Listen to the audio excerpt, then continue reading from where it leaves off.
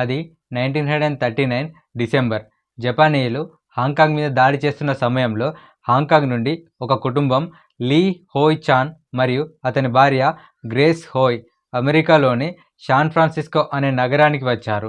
లీ హోయ్ చాన్ ఒక పేరొందిన కాంటోనిస్ ఒపెరా గాయకుడు. కాంటోనిస్ ఒపెరా గాయకుడు అంటే సంగీతం, నటన, యుద్ధ కళలను మిథిలం చేసి చైనీస్ సాంప్రదాయ కథలను ప్రదర్శించేవాడు అని అర్థం. ఈయన తన కుటుంబంతో కలిసి 1 సంవత్సరం పాటు ప్రదర్శనలు ఇస్తూ పర్యటిస్తూ ఉన్నాడు.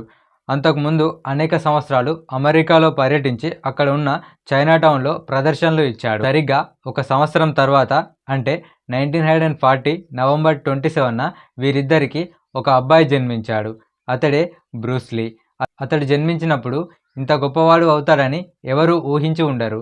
కానీ చైనీస్ క్యాలెండర్ ప్రకారం ఆయన జన్మించిన సంవత్సరం ఒక డ్రాగన్ ఇయర్. డ్రాగన్ ఇయర్ అంటే చైనీస్ రాశి చక్రంలో 12 సంవత్సరాల చక్రం. ఇది శక్తిని, శ్రేయస్సును మరియు అదృష్టాన్ని సూచిస్తుంది. ఇటీవల డ్రాగన్ ఇయర్స్ వచ్చేసి 2024, 2011, 2000 అలా అన్నమాట. ఇలా పుట్టుకతోనే ఈయన హాంకాంగ్ మరియు అమెరికా దేశాల పౌరసత్వాన్ని పొందాడు. కేవలం అతనొక యాక్టర్ కాదు, అతనొక ఫైటర్, అతనొక ఉద్యమం, అతనొక ఆలోచన. మార్షల్ ఆర్ట్స్ అంటే ఏమిటో ప్రపంచం అర్థం చేసుకున్న విధానాన్ని పూర్తిగా మార్చేసిన వ్యక్తి. సో ఈరోజు ఈ వీడియోలో బ్రూస్ లీ గురించి తెలుసుకుందాం. So let's get into our video and welcome to my YouTube channel be perfect. నేను మీ రామ్. లీ హోయ్ చాన్ సహచరులందరూ అమెరికాలో ఉండడానికి నిశ్చయించుకున్నారు. కానీ బ్రూస్ పుట్టిన తర్వాత హోయ్ చాన్ మాత్రం హాంకాంగ్ తిరిగి వెళ్ళిపోయాడు. కొన్ని నెలల్లోనే జపాన్ హాంకాంగ్ మీద దాడి చేసింది. దాదాపు 3 సంవత్సరాల 8 నెలల పాటు జపానీయుల పాలన కిందే ఉన్నారు. యుద్ధం ముగిసిన తర్వాత హోయ్ చాన్ తన నటన వృత్తిని తిరిగి ప్రారంభించారు. హాంకాంగ్ పునర్నిర్మాణం అయిన తర్వాత ఈ వృత్తిని పునర్సాగిస్తూ ఒక మంచి పేరును గడించారు. బ్రూస్ తల్లి గ్రేస్ హో అప్పట్లో మంచి పలుకుబడి ఉన్న హో టుంగ్స్ కుటుంబం నుండి వచ్చింది. అందుకని బ్రూస్ చిన్నతనంలో ఒక మంచి వాతావరణంలోనే పెరిగాడు. కానీ వాళ్ళ కుటుంబం కలిగిందే అయినప్పటికీ వారున్న వాతావరణం మాత్రం రాను రాను జనాభా ఎక్కువైపోయి ప్రమాదకరంగాను, ముఠా దగాదాలకు నిలయంగాను మారింది. 20వ శతాబ్దం మధ్యలో హాంకాంగ్లో విపరీతమైన నేరాలు మరియు పరిమితమైన పోలీసులు ఉండడం వల్ల అక్కడి యువకులు ఆత్మరక్షణ కోసం మార్షల్ ఆర్ట్స్ నేర్చుకోవడం ప్రారంభించారు.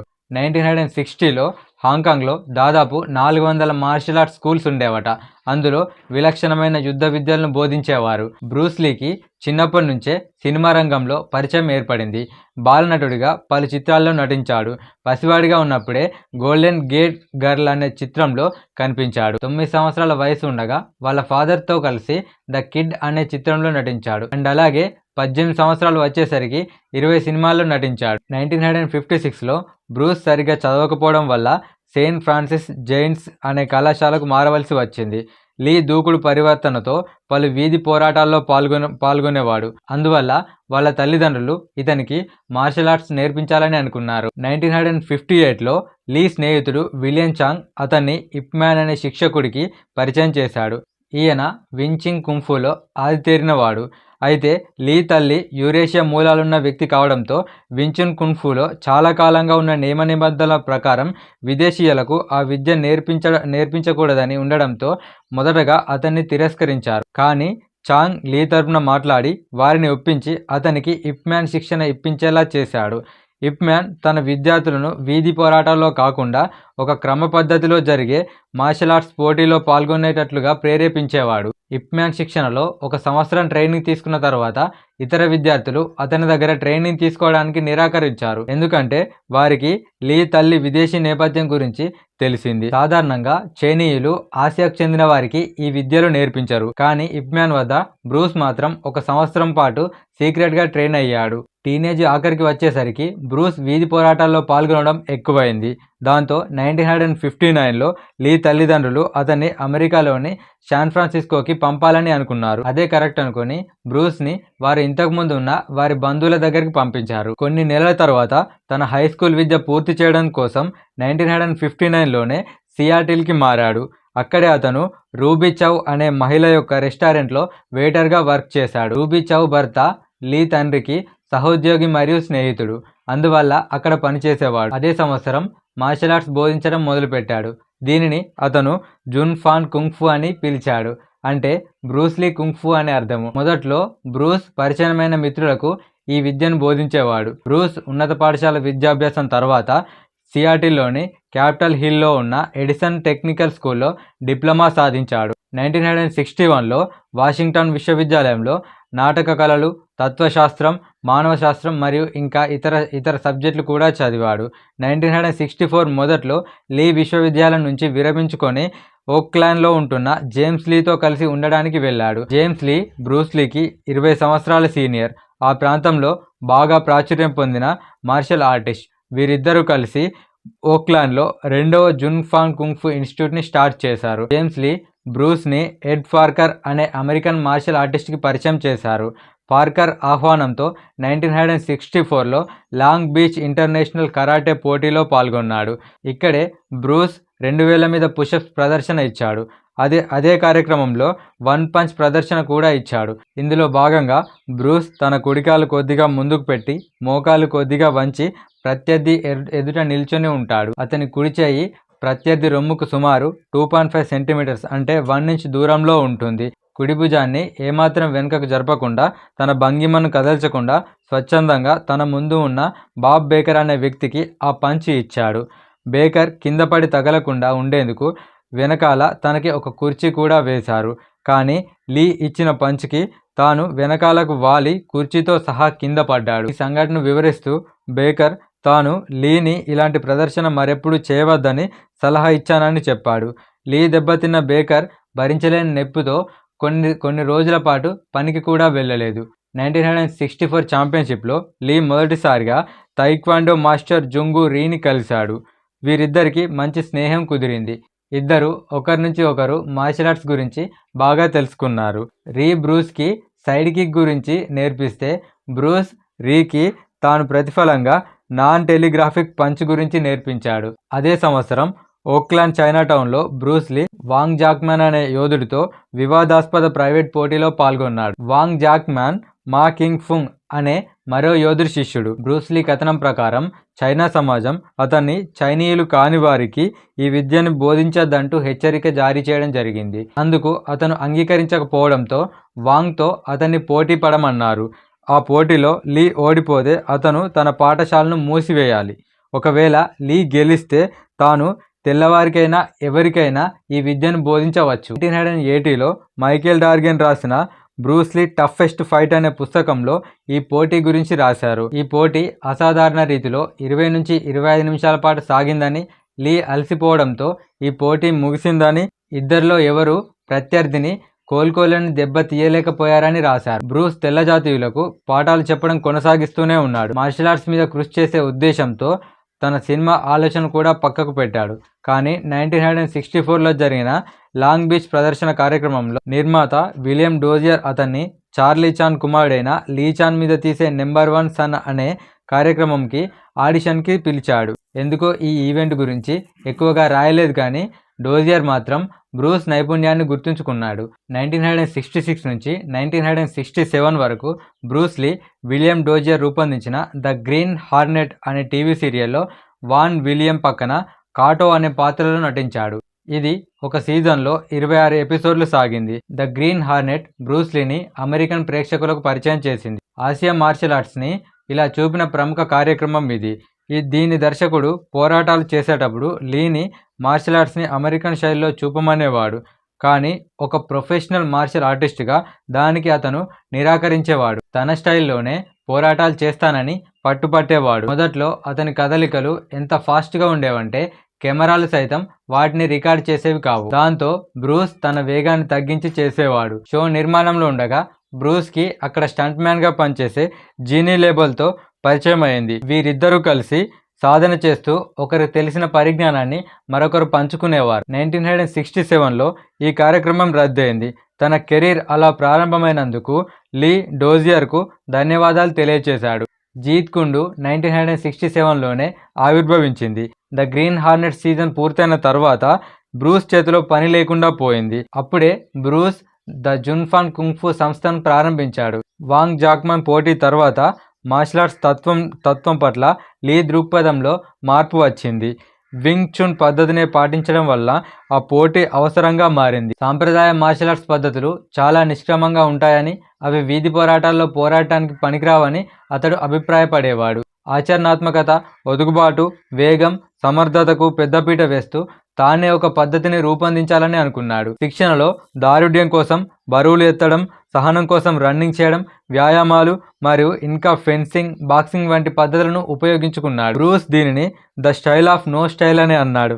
సాంప్రదాయ పద్ధతుల నుండి బయటపడిన శైలి కాబట్టి దాన్ని అలా పిలిచాడు. తాను సృష్టించిన జున్ఫాన్ కుంగ్ఫు కూడా ఇలాంటి కట్టుబాటే కలిగి ఉండేది. అందుకే వాటి నుండి నెమ్మదిగా బయటపడుతూ ఒక తత్వంగా, మార్షల్ ఆర్ట్గా జీత్ కుండును రూపుదిద్దాడు.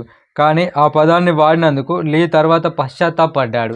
ఎందుకంటే ఎలాంటి నియమాలు, పద్ధతులు లేని ఒక శైలిని అతడు సృష్టించాలనుకున్నాడు. ఆ సమయంలో హాలీవుడ్ స్క్రిప్ట్ రైటర్ స్టెర్లింగ్ సిల్లిఫాంట్ మరియు నటుడు జేమ్స్ కోబర్న్ విద్యార్థులుగా ఉండేవారు.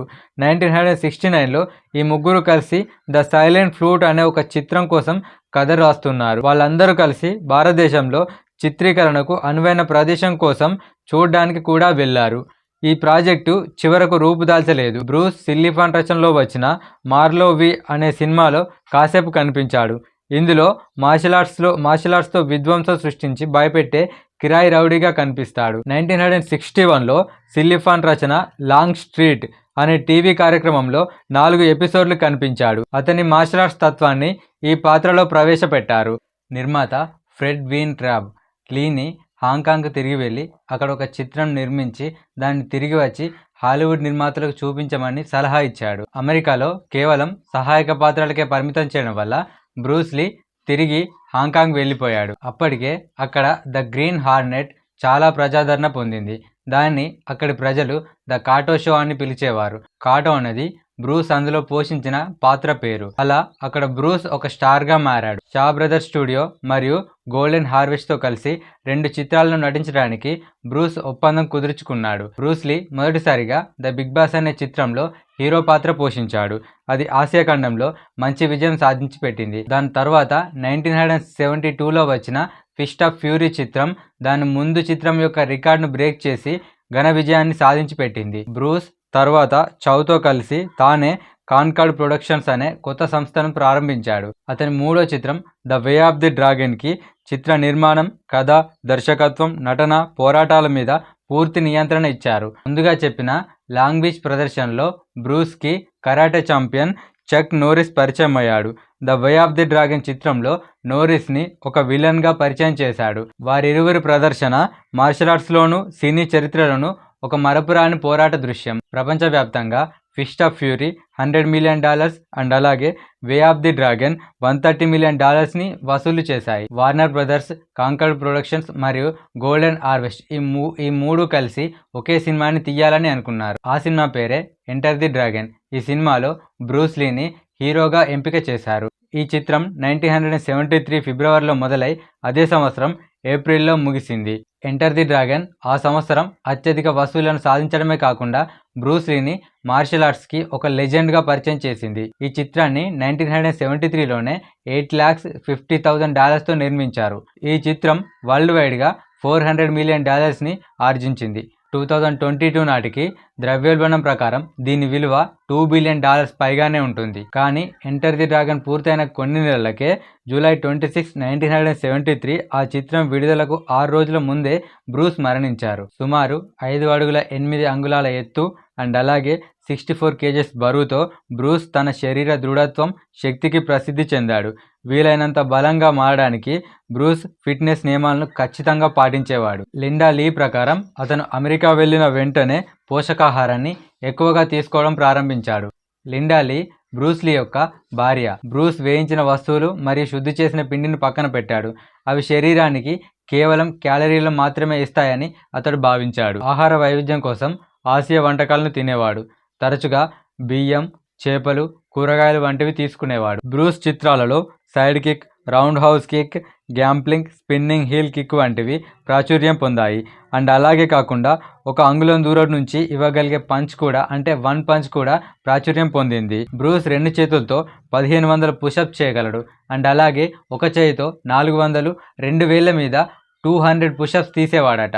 మే 10, 1973లో ఎంటర్ ది డ్రాగన్ సినిమాకు ఆరెంజ్ స్కై గోల్డెన్ హార్వెస్ట్ స్టూడియోలో డబ్బింగ్ జరుగుతూ ఉండగా బ్రూస్ అకస్మాత్తుగా కళ్ళు తిరిగి కింద పడిపోయాడు. తర్వాత అతన్ని అక్కడికి దగ్గరలో ఉన్న ఆసుపత్రికి తీసుకువెళ్లారు. మెదడు విపరీతంగా ఉబ్బిపోవడం దీనికి కారణమని వైద్యులు చెప్పారు. వాళ్ళు మానిటాల్ అనే ఒక ఔషధం సహాయంతో ఆ వాపును తగ్గించారు. 1973 జూలై 20న బ్రూస్ హాంకాంగ్లోని జార్జ్ లేజన్బీ అనే ఒక నటుడితో రాత్రి విందుకు వెళ్ళాడు. అతనితో ఒక సినిమా చేయాలని బ్రూస్ అనుకున్నాడు. బ్రూస్ లీ భార్య లిండా లీ ప్రకారం అతను మధ్యాహ్నం 2 గంటలకు నిర్మాత రేమన్ చౌతో కలిసి గేమ్ ఆఫ్ డెత్ సినిమా గురించి చర్చించాడు. 4 గంటల తర్వాత ఇద్దరు కలిసి తైవాన్ నటి బెట్టింగ్ టింగ్ పెయ్ ఇంటికి వెళ్ళారు. ఆ ఇంట్లో అందరూ కలిసి స్క్రిప్ట్ గురించి చర్చించారు. తర్వాత రేమన్ చౌ విందు సమావేశం కోసం వెళ్ళాడు. బ్రూస్ చిన్న కునుకు తీయడానికి వెళ్ళాడు. విందు సమయానికి బ్రూస్ ఇంకా రాకపోవడంతో చౌ అతని అపార్ట్మెంట్కి వెళ్ళి అతన్ని లేపడానికి ట్రై చేశాడు. కానీ అది సాధ్యపడలేదు. వెంటనే ఒక డాక్టర్ని ఇంటికి రప్పించి లేపడానికి ప్రయత్నించారు.